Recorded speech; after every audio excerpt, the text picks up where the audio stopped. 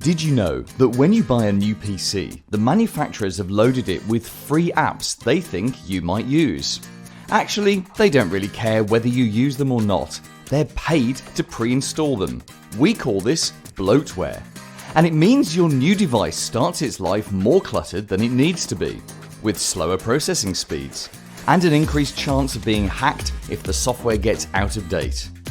Removing bloatware can make your new laptop up to 40% faster. That's according to Microsoft's own tests. Whether your device is old or new, take a look at what apps are installed and delete anything you don't regularly use. While you're there, for security purposes, look for anything unfamiliar or software you don't remember installing.